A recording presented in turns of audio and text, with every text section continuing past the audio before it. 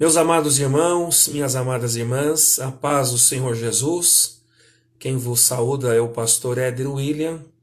Nós estamos iniciando a nossa live, como prometido, e quero já cumprimentar aqui a irmã Suzana, que já está entrando aqui. Deus abençoe, Suzana. Deus abençoe a todos que estão entrando aí na nossa live. Hoje nós teremos como meu convidado o professor e historiador Mário Santana. O nosso irmão Mário vai falar conosco sobre a memória das Assembleias de Deus no Brasil. Ele acabou de entrar aqui, então eu vou já chamá-lo para a gente já começar o nosso bate-papo. Já estou aqui já, irmão Mário, só um minutinho. Vou chamá-lo para a gente conversar a memória das Assembleias de Deus.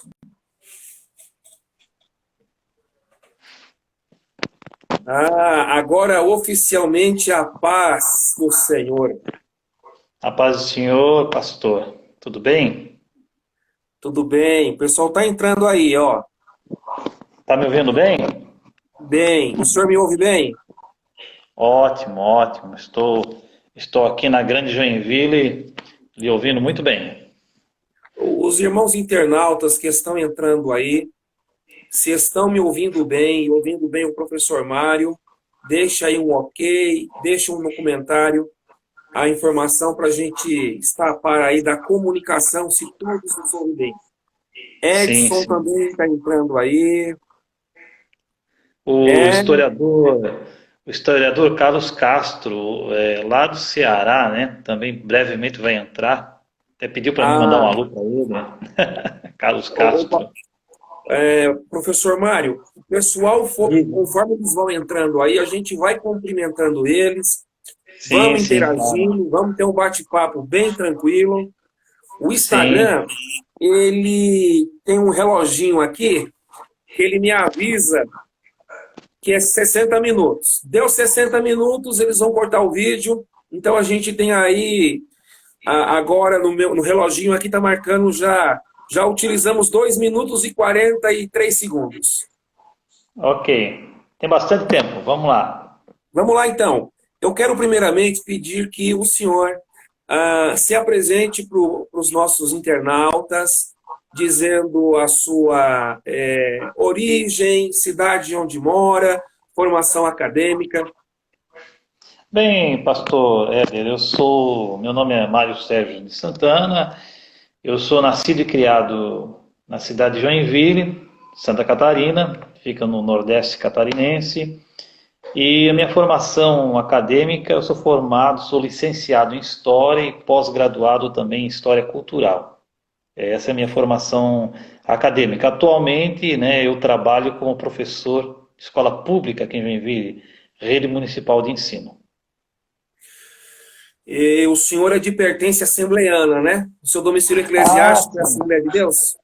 sim, sim, sim. Eu me converti na Assembleia de Deus com uns 14 anos de idade.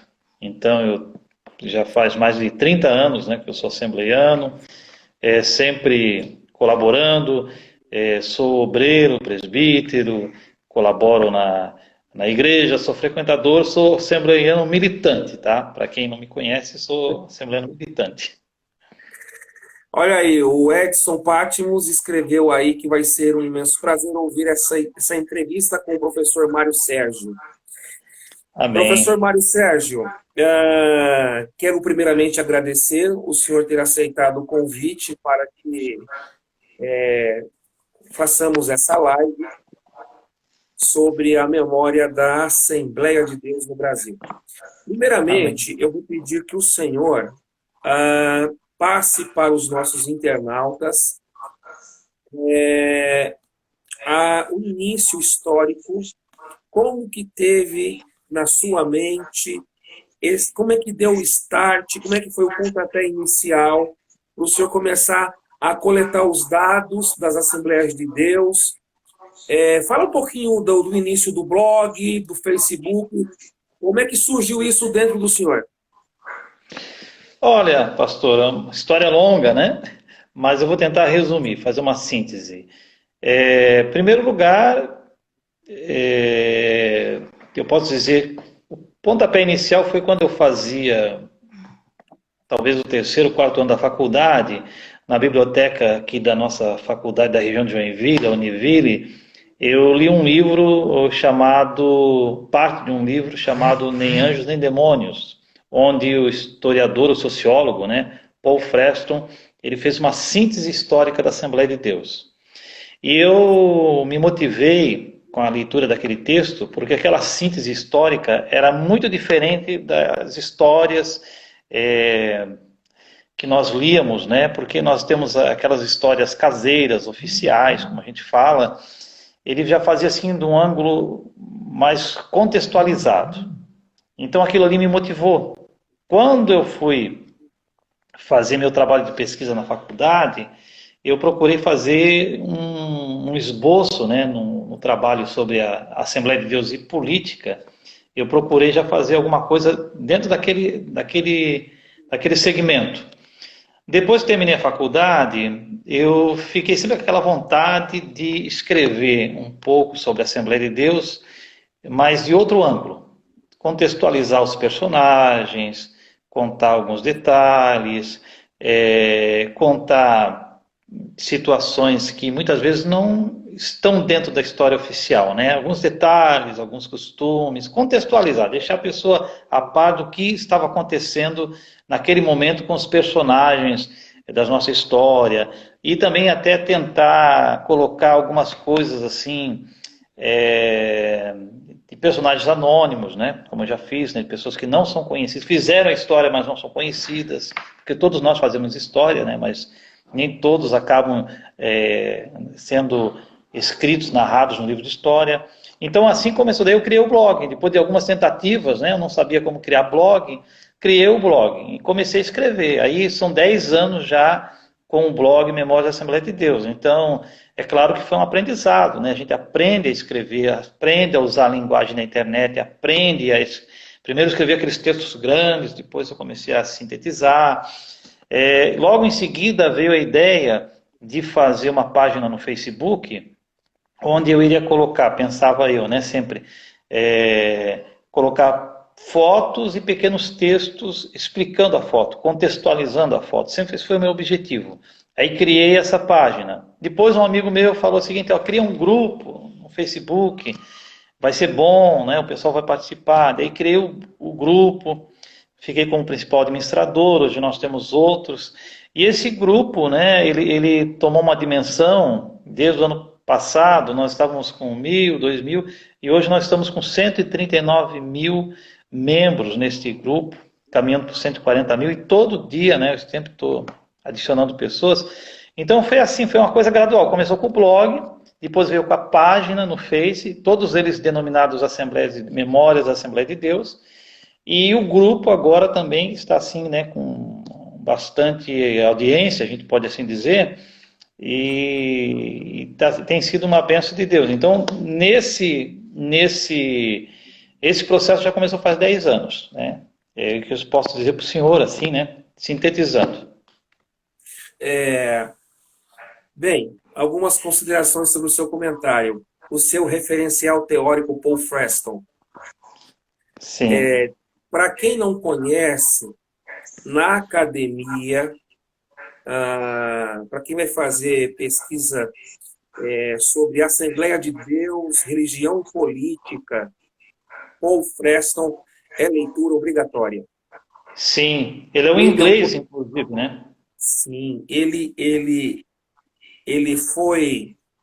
fez o doutorado na Unicamp, a tese dele foi sobre da Constituinte ao impeachment, mas ao Sim, longo da sua tese de doutorado, o Paul Freston ele vai fazendo uma linha do tempo das Assembleias de Deus no Brasil, com recorte em política. sim. E ele foi orientado pelo Sérgio Miceli da Unicamp, que foi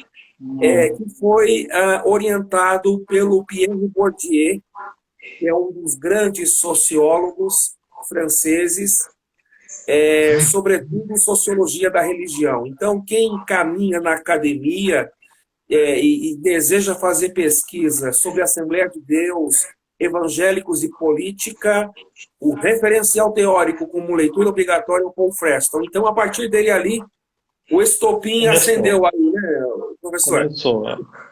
Depois ao longo desses 10 anos, aí eu fui lendo outros livros e fazendo amizades com os autores dos livros, né, que é mais importante. Daí veio o Gedeon Alencar, claro. Veio a Marina Correia, que é muito amiga minha, veio o Maxwell Fajardo, o Moab, o Douglas Fidalgo, e tantos pesquisadores, né? E também foi uma coisa muito interessante, viu, pastor Éder, né? Como é que é o crescimento do blog, do trabalho, que na medida que o blog ele começou a ter assim, audiência, né, visualizações, hoje em 10 anos a gente tem mais de 1 milhão de visualizações.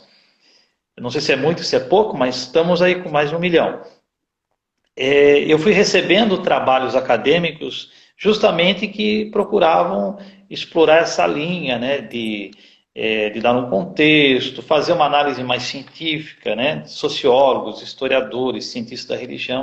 Então eu recebi trabalhos acadêmicos, eu recebi muitos livros, ganhei muitos livros, né, porque justamente eu também divulgava os livros e fiz amizade com essas pessoas e a gente sempre está em interatividade, sempre participando do RELEP, né, que é a rede rede de estudos pentecostais latino-americanos. Então tudo isso aí trouxe um crescimento, a gente vai aprendendo e fazendo história e aprendendo a escrever e aprendendo a ter outros olhares, porque a história ela é uma eterna construção, né? Quando a gente acha que sabe tudo, aí surge um fato novo, um documento e muda toda a versão. O historiador Carlos Castro acabou de entrar, eu tenho que dar um oi para ele, porque senão ele vai ficar bravo comigo. Qual que é me passa aqui para eu poder entender aqui o nome dele do Instagram, como é que é? Carlos Castro, Carlos Castro Oficial, se não me foge a mente. Historiador Carlos Castro. Ok. Carlos Castro Oficial. Paz do Senhor, meu querido, Deus abençoe. O professor Wellington Ciscati, do Instituto Etnos, também entrou conosco. Igor de Souza Rocha. Cristiane Santa... como é que é? Santa Fé? Eu não sei se o senhor conhece a Cristiane. Edson Pátimos está dizendo que as redes sociais aqui, através do blog, tem sido um trabalho relevante e relata os primeiros acontecimentos da nossa igreja. E a Ciadesc diz que o senhor tem contribuído muito com a convenção aí de Santa Catarina. É isso mesmo? Isso, pastora. A gente procura dar colaboração. Só um detalhe, o senhor tem falado aí dos... eu tenho falado, né, dos referenciais teóricos, mas esses meus amigos, né, também tem o seguinte, eu recebo o material deles e também colaboro com eles, né? Então, graças a Deus, honra e glória para Jesus, né? Alguns livros, algumas teses acadêmicas, elas têm até feito referenciais ao meu blog. Isso eu acho muito interessante, porque eu procuro fazer um trabalho sério, né? Porque sempre depois de cada texto, as pessoas devem entender que um texto do blog é um texto assim, mais jornalístico, mais factual, em questões históricas, né? E eu sempre procuro colocar as referências, né? Onde é que eu tirei a informação, né? Aquela coisa toda, para dar credibilidade. Então eu tenho recebido alguns livros até, porque eu cedi material, eu ajudei alguns pesquisadores, então é um trabalho assim de troca muito maravilhosa. E poder contribuir com a história, contribuir com a academia e também receber deles também muitas informações. É um trabalho de troca constante. Acabou de entrar o pastor Adael, que é seu amigo, lá da Convenção de Santa Catarina. Paz do Senhor, pastor Adael, um grande abraço, é uma pessoa que me ajuda muito, sempre estamos nessa relação de troca, né? Ele trabalha na área de comunicação da convenção estadual, da nossa convenção estadual, Adael. O senhor citou aí o Maxwell Fajardo. Sim, Maxwell. dentre outros pesquisadores contemporâneos. Ele estará comigo aqui na live terça-feira que vem, quando estaremos Maravilha. falando sobre o livro que ele publicou, sobre uma história das Assembleias de Deus, onde a luta se travar. Onde a luta se travar. Isso. Maxwell é um grande amigo e tem uma pesquisa muito interessante sobre as Assembleias de Deus e é um dos livros referenciais, né? Eu até digo que existe, para quem se interessa pela história, conhecer um pouco mais o contexto, né? E a história da Assembleia de Deus, Maxwell, Moab, Gideon, Marina, Douglas, Fidalgo e mais alguns são referenciais, né? Temos também o pastor Carlos Castro, também tem uma obra excelente lá do Ceará e temos, graças a Deus, pastor, é assim, ó, há uma pesquisa, um interesse muito grande pelas Assembleias de Deus, né? Graças a Deus por isso, e no bojo, né, no encaminhamento dessas pesquisas, muitos fatos, muitas versões, ângulos, né, sobre novos ângulos, novas versões sobre a nossa denominação têm sido dados, tem ajudado bastante a compreender o que é a Assembleia de Deus hoje. Professor Mário, em cima do que o senhor está dizendo, eu queria perguntá-lo sobre qual a importância dos temas que são abordados no blog e também no Facebook, e os principais temas que são abordados ali no blog, como também no Facebook. Essas versões e os temas que são abordados, cite os principais para os nossos internautas aí. Olha, os principais temas, né, abordados, que dão mais audiência, visualizações, geralmente são Ministério Feminino, que é um tema assim que de uns anos para cá tem tido uma demanda muito grande por informações. Até gostaria de citar a historiadora Valéria Vilhena também, né, que ela tem uma obra muito importante sobre a Frida Wingren, além do pastor Israel Araújo, mas o Ministério Feminino é muito abordado. Questão de usos e costumes, né, também tem muita procura. E sobre os ministérios, né, e sobre seus principais protagonistas, seus principais líderes. Então, Ministério de Madureira, Paulo Levas Macalão, Ministério do Belenzinho, pastor Cícero Canuto de Lima. Posso dizer também que... E também quando há algum... Eu também procuro fazer assim, quando há alguma coisa atual, mas às vezes há um evento na igreja, alguma coisa assim que esteja chamando a atenção, e eu procuro também mostrar que aquele evento tem um reflexo histórico, né? Também algumas atualidades também dá muitas visualizações, mas essas seriam os assuntos principais, né? Usos e costumes, Ministério Feminino. Ministério Feminino dá um debate enorme, né? Sempre tem alguém para debater. E usos e costumes, Ministério Feminino e principalmente sobre os ministérios Belém, Madureira, Ipiranga e alguns personagens, Paulo Levas Macalão, Cícero Canuto de Lima, que ainda tem muito material para ser pesquisado sobre eles. Ok.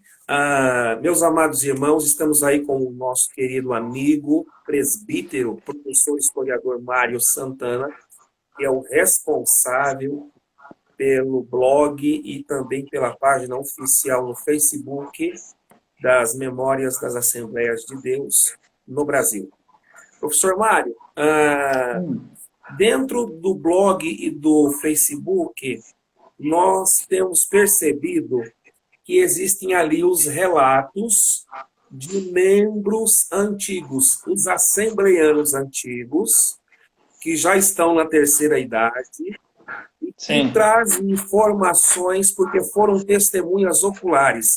Eu queria que o senhor falasse um pouquinho sobre a importância dessa rede de contatos que o senhor tem com os assembleianos antigos, que são fontes de pesquisas para a inserção de matérias no blog, como na página do Facebook, e também dos familiares dos pioneiros. Sim. O blog, né? Na verdade, o blog, eu até gosto de explicar para as pessoas que quando entram nas páginas, eu até já era para ter explicado isso, mas vou explicar aqui. quando a gente fala do blog, né, o blog ele tem textos mais densos, mais longos e assuntos mais polêmicos, né? Quando a gente entra no Facebook nós administradores, nós já temos uma postura já assim um pouco mais contida, né? Evitamos até textos polêmicos e ali as pessoas participam mais e a gente acaba dando voz. E é uma coisa muito interessante, pastor Éder, é assim como o senhor está falando, muitas vezes a gente é procurado, alguns filhos, netos, até bisnetos de pioneiros nos procuram, até para falar, ó, esse aí foi meu avô, olha, esse aí foi meu pai, esse aí foi meu tio. E somos procurados às vezes também por membros, porque eles querem contar a sua história, né? Porque o que nós temos nós somos uma igreja centenária, e nós temos gerações, nós temos crentes, né, novos, muito jovens, e temos gerações. E a igreja ela passou por transformações nos últimos anos, muito acentuadas. Então tem aquelas pessoas mais antigas que gostam de falar como é que era naquele tempo, dos usos e costumes, como é que era o culto, como é que era a liturgia, como era determinadas situações. E nessas trocas nós vamos enriquecendo as nossas postagens. Eu vou dar um exemplo para o senhor, que foi muito interessante, numa postagem. Foi quando eu levantei ali uma pergunta sobre como é que era a ceia. Porque um dia eu fiz uma postagem sobre a ceia do Senhor. E aí o pessoal começou a colaborar, né? Olha, lá na minha igreja tem aquele negócio do cálice único, né? Para quem não sabe, Assembleana antigamente era um cálice individual, era o cálice único. Cálice Então único. todo mundo tomava o mesmo cálice, né? Passava um paninho ali, todo mundo tomando. E eu recebi várias informações sobre, até 1990 tal igreja lá ainda fazia o cálice único. Lá em tal congregação se fazia o cálice único até a década de 80, 70. E o que se fazia, né, com os pãezinhos? Aí teve um pastor, amigo meu, que falou o seguinte, olha, na tal congregação eles pegavam os pães e queimavam, enterravam. Então esses filhos de pioneiros, netos de pioneiros, eles vêm contando as suas histórias, eles vêm enriquecendo, né? E alguns mostram, né, assim, aquela nostalgia, né? Principalmente isso, né? Eu até falo para os meus amigos que o pessoal tem uma nostalgia, porque antigamente era melhor, né? Antigamente tinha mais santidade, antigamente tinha... E eu sempre digo assim, né? Depende do antigamente que a pessoa está falando, né? No pacote antigamente. Mas eu gosto muito dessa troca, porque a gente pode ter contatos e chegar, inclusive, a esses parentes e ter um outro olhar mais humano, né? Quem era, né? Essa pessoa. Então, eu vou dar um exemplo para o senhor muito prático, né? Através do Face, do blog, eu entrei em contato com os parentes, a filha do pastor Alfredo Requidal, né, que dirigiu durante muitos anos o ministério do Ipiranga. Sim. E é muito interessante porque a filha, a neta, falava, olha, a pessoa era o nosso avô, né? Era o nosso pai, o nosso avô, uma pessoa que nós nos orgulhamos. E a gente tem um outro relato. Por isso é muito importante para o historiador. Porque quando ele vai escrever sobre um personagem, em qualquer circunstância, ter esse olhar de quem... nós temos o olhar oficial, Alfredo Requidal, o senhor das convenções, pastor que foi deputado, tentou ser deputado, foi político, assim por diante. Mas é muito bom ter esse olhar do neto, né? Olha, ele era assim, ele era assado, né? Como diz o pessoal, né? É muito interessante essas informações, a gente pode jogar essas informações que vão dar luz, né? Vão enriquecer o texto.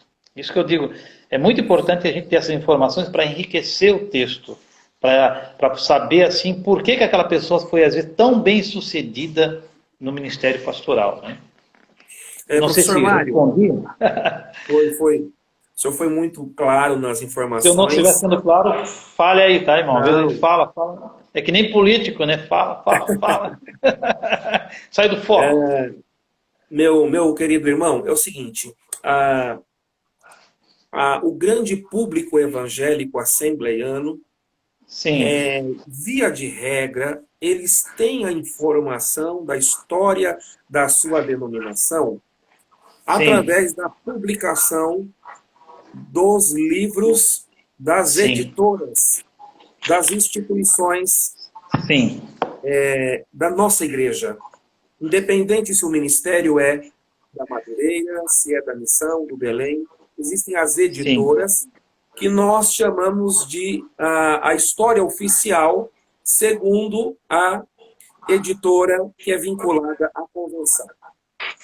sim, Mas eu queria que o senhor falasse para os nossos queridos internautas a importância do historiador dele ter essa fonte oficial dos livros oficiais das editoras ligadas às respectivas convenções e, concomitantemente, o historiador também deve ter outras fontes informativas não oficiais que nós coletamos na pesquisa de campo, conforme o senhor disse numa conversa com um familiar de um pioneiro. Como é que o historiador ele consegue ter essa harmonia de coletar o dado na pesquisa de campo, com os pioneiros ou com os familiares do pioneiro, também com os materiais que são publicados na academia, monografias, dissertações, teses, não é? Sobre os estudos assembleanos e fazer essa comparação harmônica, se é que existe uma comparação harmônica entre uma publicação oficial e uma extraoficial. É um grande desafio, não é? Na verdade, pastor Éder, é, o que o historiador ele procura, né? Quer dizer, na verdade, academicamente não existe nenhuma verdade histórica, né? Às vezes, o que existe são versões históricas. Existe o fato, e o fato é como a gente fala assim, né? Teve acidente de carro. O fato é que teve acidente. A versão de quem bateu no carro é uma, a visão de quem foi batido é outra, a visão da testemunha é outra. Então, o que a gente consegue, e eu fico grato a Deus quando eu consigo isso aí, é ter versões, né? Conseguir versões. Mas é o seguinte, as histórias oficiais, elas são as chamadas histórias que são editadas pela CPAD, pela editora Betel, por várias editoras, né? Elas são histórias visando, são histórias chamada oficial de cunho institucional. Então essas histórias, elas têm uma grande valia, porque elas nos dão muitas informações, principalmente sobre datas, sobre eventos, sobre construção de templos, ministérios, assim por diante. Porém, elas são limitadas, porque elas têm a intenção de edificação dos fiéis. Ela é voltada para um público, né, da igreja que são os fiéis e tem suas limitações de todas as ordens, né? Mas são muito importantes. Já vou explicar por quê. O que o historiador, para fazer um bom trabalho, ele tem que fazer? Ele tem que ir justamente em outras fontes, né? Então, por exemplo, nós temos a fonte das pessoas que conviveram com um determinado personagem, então a gente vai poder ver, vai ter um outro olhar, outras versões. Nós podemos ir para os jornais, né, da denominação, aí outros escritos, né, os jornais da denominação, e o historiador ele tem que ter, né, um senso crítico, né? No caso, quando eu vou citar um exemplo, né? Que esses dias eu tratei no blog. Vou dar um exemplo prático, né? Eu queria escrever sobre a questão da Assembleia de Deus em Campo Grande, né? Em 1972, a Assembleia de Deus em Campo Grande se desligou do Belenzinho e ficou fora da Sim, Convenção Geral da Assembleia de Deus. sim, Então, eu encontrei vários relatos. Então, nós temos o relato oficial, na época que foi publicado o Mensageiro da Paz. sim. Nós temos o relato oficial da igreja, né? Eu até fui procurado, né? Eles me passaram esse relato. E depois eu também fui procurado por irmãos de Campo Grande que deram o seu relato.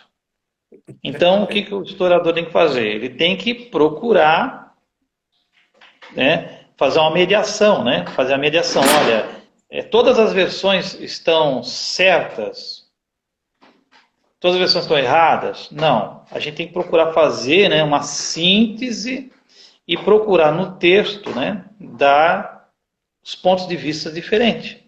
O senhor está se Então, referindo à matéria, o senhor está se referindo à matéria do timoneiro e o trovão? o timoneiro e o trovão, né? Então o que aconteceria? Eu vou falar claramente, o pessoal me acompanha no blog, né? Havia Sim, já um pode. contexto, vamos falar claramente, né? Já havia ali um contexto, né? Pastor Cícero já estava octogenário, havia muitos pretendentes ao posto dele no Belenzinho. É, Inclusive, eu vou falar uma coisa para o senhor, inclusive, por isso que eu falo assim, ó, tem gente que fala assim, eu vou comprar a biografia, nem ver, tem uns historiadores, nem vou ver aquela biografia porque a pessoa vai falar bem só de si mesmo, ou não serve, não, serve sim. Porque, Serve. inclusive, nas biografias de alguns pastores, de um pastor, de um líder aí, né, ele fala muito bem sobre essa questão do pastor Eliseu, do caso de Campo Grande. Então, o que a gente tem que fazer? Tem que pegar esse material e procurar fazer uma leitura mais crítica. Então, o que Sim. acontecia lá no Belenzinho? Já havia um clima de disputa pela presidência, já havia, né, um interesse, o pastor Cícero estava octogenário, mas não indicava o sucessor. Apareceu um pastor, né, que era justamente o pastor Eliseu, carismático, que poderia... Então começou a ter ali uma questão eclesiástica muito forte, que levou ele para Campo Grande, e lá em Campo Grande se precipitou alguns acontecimentos.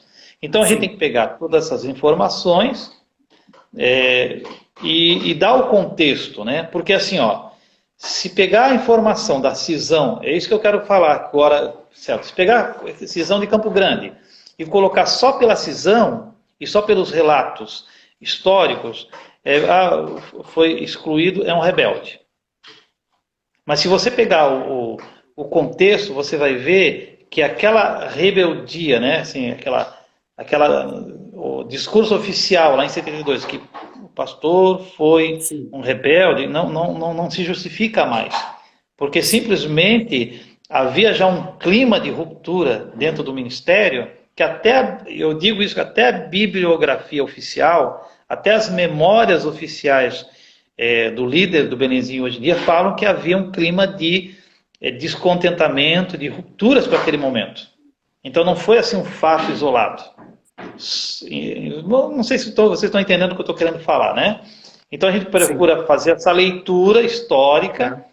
colocar todos os eventos, tentar botar numa ordem cronológica e tentar explicar, né, as causas e consequências, né, não julgar, né, não julgar. Claro. Às vezes as pessoas acham que fazer história a gente querer julgar. A gente procura compreender as ações dos principais personagens, o porquê das coisas aconteceram.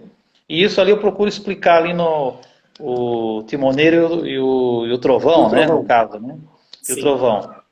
E vai ter uma terceira postagem ainda, tá? Porque o pessoal tem que saber o que aconteceu depois, né? E todas as minhas postagens vão mais ou menos nessa linha, né? A pessoa lê, tem um contexto. Até eu vou falar uma coisa para o senhor. Quando a gente está escrevendo, às vezes, um texto, existem muitos pastores que não procuram, e cada um conta, e sempre tem detalhes e detalhes. A gente, detalhes e detalhes e detalhes, a gente não consegue nem colocar no texto. Sim. E até dias eu falei para um pastor amigo meu, o mais importante para mim não é colocar os detalhes. Porque se eu colocar muito detalhe, vai ficar assim focalizando, né? Vai ficar Vai ficar um um fuxico focalizando. gospel. Tem irmãos, eu até vou falar uma coisa interessante, que procuram e contam coisas assim, às vezes cabeludas, impublicáveis. E eu digo assim, meu irmão, se eu publicar isso, você vai me dar um processo? Por que não publica você, né? Ele não quer publicar porque para ele vai dar. Então ele acha que eu tenho que publicar. E o blog não é para ser um fofoca gospel, né? Um Não. focalizando, um gospel. É você mostrar que naquele momento havia um clima propício, havia uma situação que levava a uma ruptura, havia uma disputa de poder, havia, né, algum descontentamento, várias situações. Se a pessoa lê o texto e conseguir entender que a história ela não é preto no branco, assim, ou seja, um é bom, o outro é mal, né? Essa dicotomia, né? Ah, um é Sim. bom, ele é bonzinho, outro... Se as pessoas conseguem entender, como diz o Érico Veríssimo, escritor gaúcho, ele sempre falava nos livros dele, né? Que as histórias oficiais elas são muito preto no branco, né?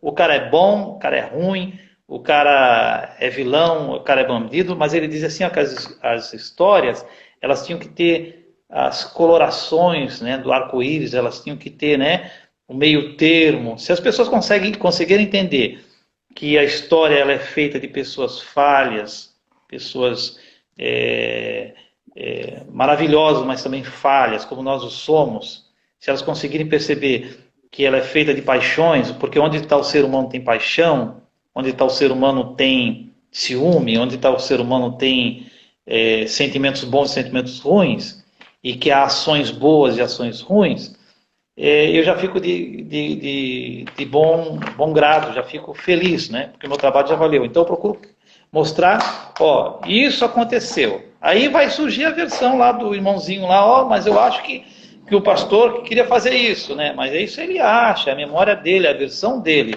E eu não consigo colocar todas as versões. Aqui o irmão Edson Pátimos escreveu que o comentário no blog tem um ótimo fundamento, está elogiando aqui o trabalho do professor Mário, sobre a cisão que ocorreu da AD Campo Grande. Professor Mário, é o seguinte, Diga. está sendo muito boa a conversa, estamos aprendendo bastante contigo, e o pessoal aí da internet, os irmãos que estão conectados, as irmãs também, participem conosco, deixem seus comentários, fiquem à vontade para interagir conosco.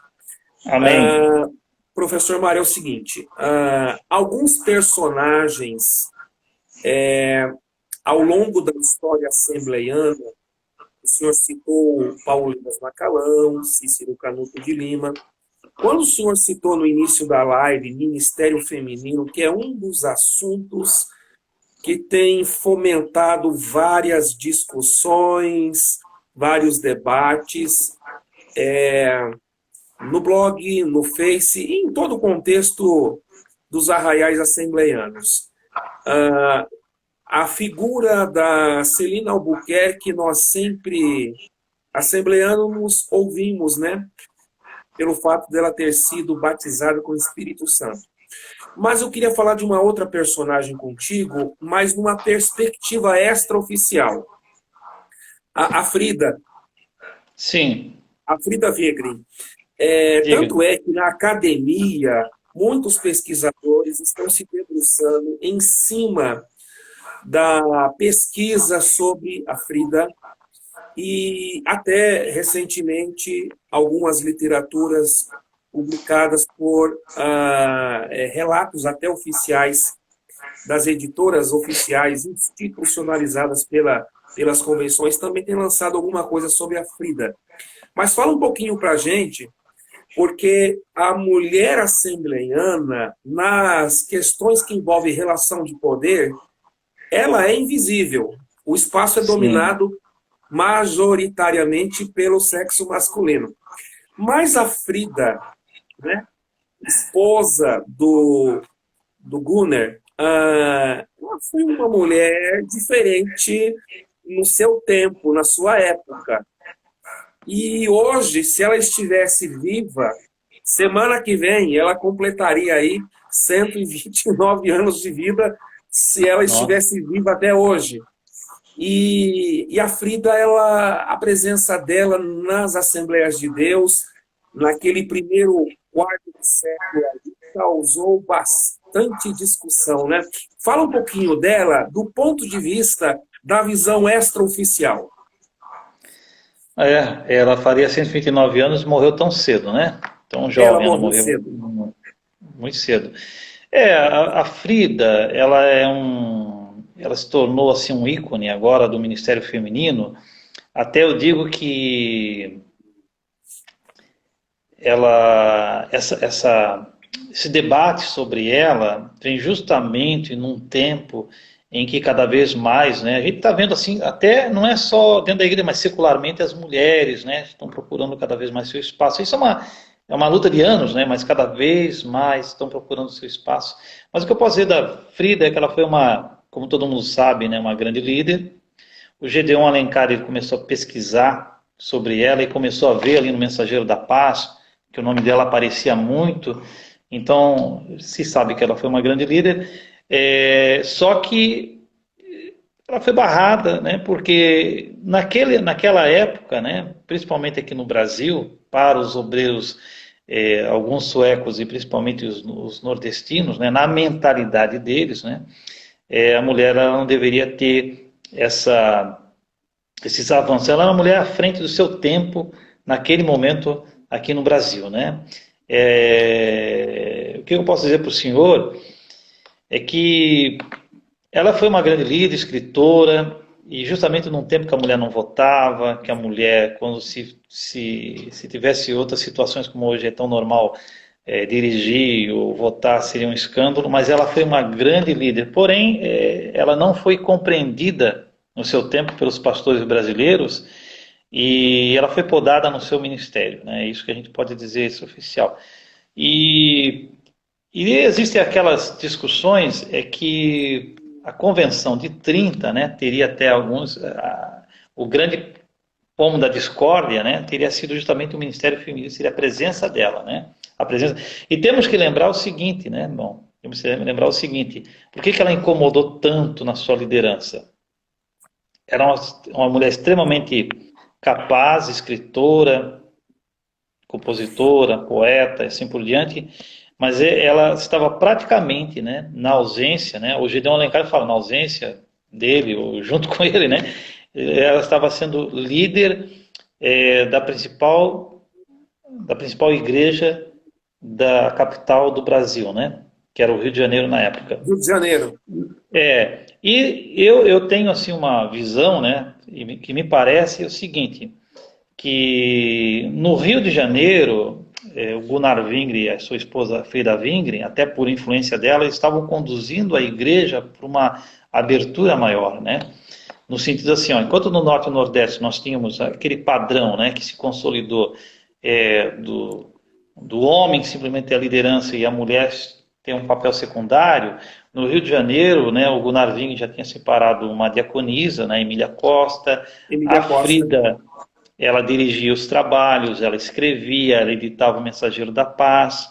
Então, a igreja no sul, né, eles consideravam o Rio de Janeiro sul, São Paulo, Rio de Janeiro ali e tal, sul, ela estava tendo uma outra proposta, um outro desenvolvimento, que seria justamente mais ou menos assim, algum até mais democrático no sentido de ministério.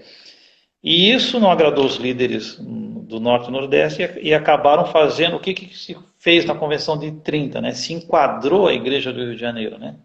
Eles foram enquadrados, vocês vão ter que seguir essas determinações e isso precipitou a saída do casal Wingre em 1932. É importante dizer, tá, irmão, assim, ó, que eu vou falar como historiador, eu sei que alguém vai até achar ruim, né? Uma vez encontrei uma irmã e falou o seguinte, porque o pastor Samuel Newston, né, foi o algoz, porque os pastores brasileiros foram maus, é aquilo que eu digo, né? Não há vilão, não há mocinho, eles foram homens que tinham a sua mentalidade, uma mentalidade patriarcal, machista, então eles entenderam que deveria ser daquela forma. A Frida e o Gunnar Wingre já tinham uma visão diferente, inclusive a Frida ela se espelhava, né, na fundadora da Igreja do Evangelho Quadrangular, né? Nas pregações dela. Mas o que dá a entender é que eles queriam fazer, eles estavam projetando, pelo menos, né, estava acontecendo isso, uma igreja dentro de outro padrão da Assembleia de Deus. Tanto é que assim, ó, eles tinham criado o Som Alegre, eles tinham criado o Saltério Pentecostal, eles estavam fazendo uma duplicação institucional. O que veio aí, quando teve a convenção de 30, acabou com os dois jornais, né, o Boa Semente e o Som Alegre, faz só o Mensageiro da Paz, e se estabelece essa ordem, e a liderança dela acabou sendo abafada, né? Ela só ficou com o Mensageiro da Paz. Mas na época, se o ministério dela tivesse se desenvolvido, nós teríamos hoje, né, uma Assembleia de Deus muito diferente. As mulheres teriam, claro que as mulheres tinham seu espaço, mas elas teriam sido reconhecidas muito antes, né? Nós teríamos assim um up, né, na evangelização, em todas as questões. Mas infelizmente não foi isso, né? Mas a Frida, ela foi. E existem muitas. Eu até aconselho quem quer conhecer um pouco mais da vida dela, ler o livro do Israel de Araújo, né? Frida Wingre, uma biografia, e ler o livro da Valéria Vilhena, né? Que também é muito interessante. Eu vou mostrar aqui para o pessoal o livro da Frida, do Israel de Araújo. Esse livro. Tá? Esse é o livro da Frida, Wingre. autoria Israel de Araújo. E também o Israel, ele catalogou 100 mulheres assembleianas. Sim, livro muito bom. Tá? 100 mulheres assembleianas é um livro também de autoria do irmão Israel de Araújo. É um livro muito bom para a gente ter os conhecimentos básicos e desse conhecimento básico, factual, muitas vezes, a gente construir outras versões e buscar outras versões da história. Realmente, irmão Mário, a Frida era uma mulher à frente da sua época, e se ela não houvesse esse barramento para com o ministério dela, certamente hoje a Assembleia de Deus ela teria uma outra roupagem no que tange a ministério Sim. feminino. Quanto a isso, não há sombra de dúvidas. Bem, além da Frida, nós já está faltando aí 14 minutinhos, né? Passou rápido.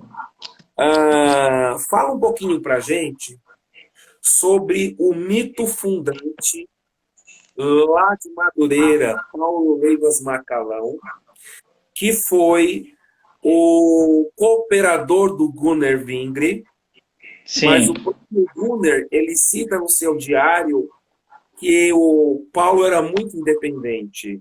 E o Paulo ele foi avançando no desenvolvimento do seu ministério, sobretudo no subúrbio carioca, e aí foi se expandindo o Ministério de Madureira. Então nós temos aí a figura do mito fundante na pessoa de Paulo Leivas Macalão. Fala um pouquinho para a gente dele. O Paulo Macalão, meu Deus.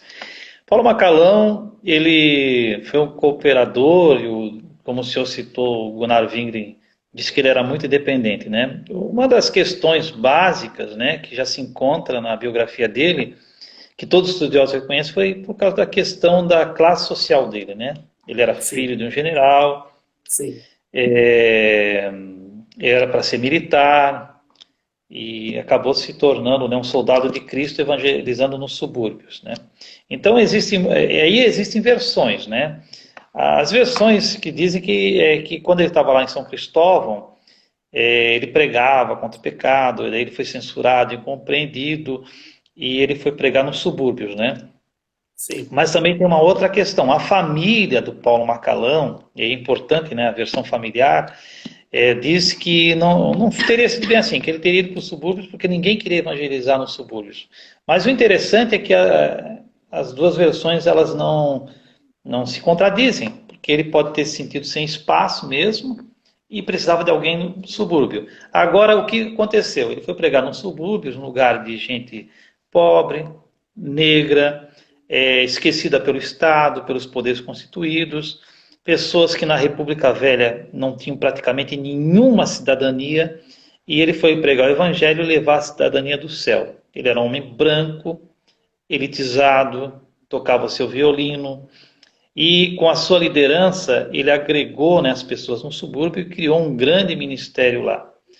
E é importante também que, além de criar um ministério, ele começou a dar um perfil diferente a esse ministério.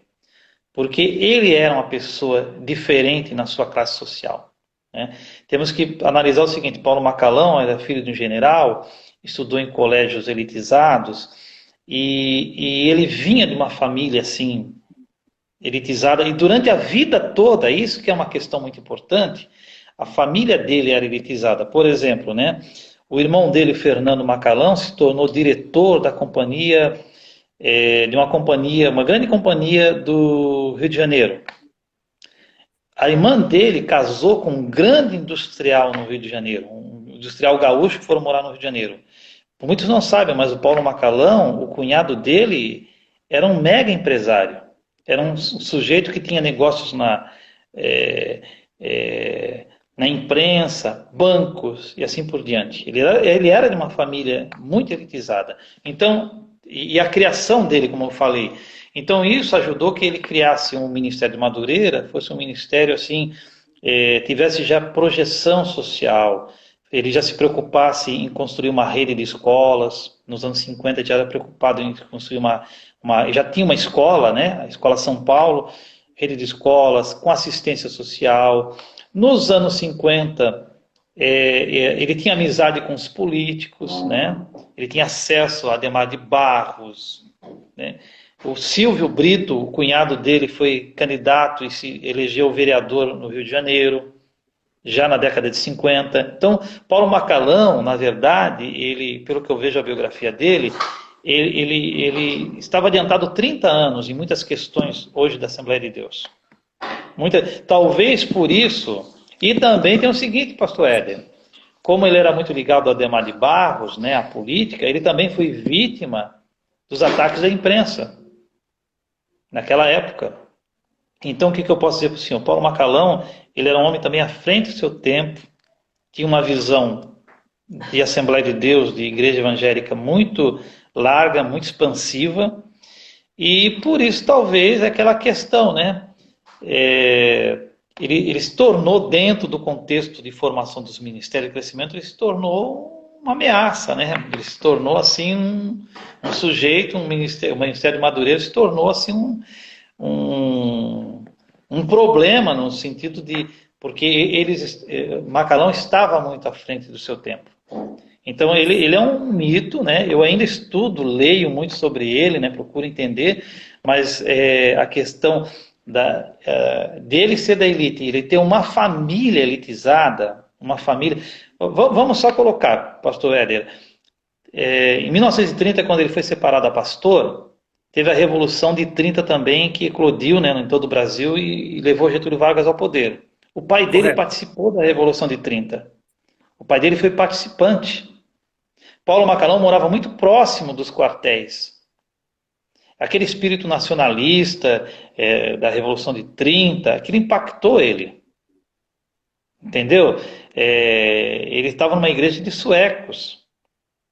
Mas ele era um brasileiro e ele foi impactado. Imagina, ele foi testemunha dos principais acontecimentos e o pai dele participou dos principais acontecimentos naquela época. E depois a família dele toda esteve muito próxima do poder.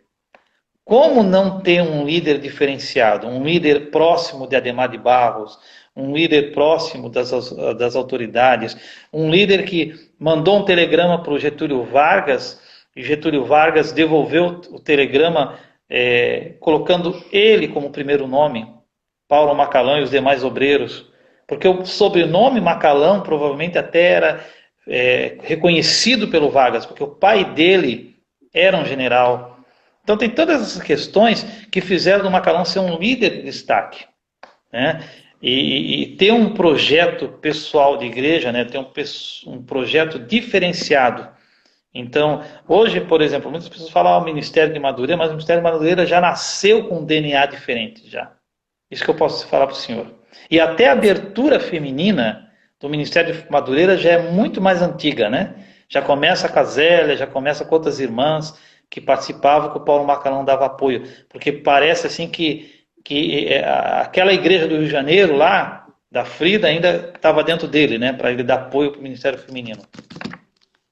Realmente é uma pena que o horário está se esgotando e a história do mito fundante Paulo Leivas Macalão é objeto de pesquisa que nós precisamos continuar explorando, Sim. pesquisando, analisando, porque tem bastante coisa ainda a ser descoberta aí. Interessante que o senhor comentou a respeito da abertura do Ministério Feminino. Parece que nesse momento aí a Madureira está na vanguarda no que Sim, diz sim, sim. respeito a valorizar um pouquinho mais o Ministério Feminino, porque a gente observa em algumas fotos históricas no Templo Central de Madureira que a Zélia, a mamãe dela, a Florinda, elas estão assentadas na plataforma. Junto com a Tem irmã também uma Estacília, outra, né? tem uma outra irmã também, a Estacília, que tinha Estacília, um trabalho ali em Marechal Hermes, que sim. ela orava pelo povo, ela tinha dons espirituais e fazia parte da comitiva do Macalão. Tem Ah, você quer um, fazer alguma pastor Éder, observação? Porque a gente vai ter eu, que fazer as tá, considerações finais em 4 só uma minutos. observação. Eu tenho a biografia de Estacília, escrito pelo genro dela, né? Que ela conta, a Estacília estava na igreja, o Paulo Macron chamou ela, deu o óleozinho ali da unção e mandou ela orar. Então, imagina, ele mandou uma Ó, mulher fazer uma uma coisa que mulher só o ungindo. presbítero. É. Oi? Uma mulher ungindo na concepção assembleiana naquela época é um Sim. absurdo. Então, isso já diz tudo, né? Já diz tudo. Já diz Já diz tudo. tudo. Né? Mas, professor, assim, eu quero agradecer demais a sua participação. Topa fazer futuramente mais uma live para a gente continuar? Sim, sim, sim. Eu agradeço muito pelo convite. É a primeira live que eu participo, tá? Eu nunca tenho participado. Então, desculpe eu não ser muito objetivo nas minhas respostas. Talvez eu me perca nas considerações, Não, não, mas não. podemos fazer outras e abordar outros temas e outras. Tem muita coisa sobre Santa Catarina também, muita coisa interessante. E nós Nós vamos vamos. voltar. Vamos voltar com Tá, futuras lives. sim. E eu vou pedir para o senhor, em um minutinho, fazer as considerações finais. E antes das considerações finais, eu quero agradecê-lo. Foi uma honra muito grande tê-lo aqui na live para a gente resgatar a memória assembleiana. E, por gentileza, faça aí as suas considerações finais, porque a gente vai continuar numa futura live. Olha, pastor, eu quero agradecer o seu convite, a sua coragem de me convidar, né? Quero agradecer a todos os irmãos que estavam participando, mandando oi, minha esposa, meus familiares, meus amigos, né? Pessoal lá do grupo dos administradores. Eu até falei hoje para eles no grupo, ó, quem não participar vai ser excluído de administrador do grupo lá. E quero agradecer a todos, né? Estou aberto sempre para fazer outras lives para a gente bater papo, tirar dúvida. E eu agradeço ao senhor, um abraço para o senhor, para os garotos aí, para a pastora Leila, dizer que estamos com saudade de passar aí, tomar um café com vocês, viu? E um abraço a todos os irmãos que estão nesse momento nos assistindo, tá? E a honra é minha, tá? A honra é minha. O irmão aqui, Pedro Luiz, eu acho que é Pedro Luiz, Pastor Luiz Ricardo. Pastor Luiz Ricardo. Ah, ele está falando que o pedido dele não foi lido. Eu acredito que foi a respeito, professor Mário, da gente trazer aqui a, as capas dos livros das Assembleias de Deus, não é? Então, para a próxima live, a gente tem que trazer as capas dos livros Sim, sim. que narram a história das Assembleias de Deus. Hoje foi só uma Sim, introdução, foi só a primeira de muitas lives, acredito eu, que nós faremos aqui para abordar a história, porque a história é centenária e uma hora é impossível a é gente verdade. fazer tudo que tem que fazer, porque nós precisamos resumir aqui o assunto. Amém. Muito obrigado. Deus abençoe a todos. Deus abençoe a todos.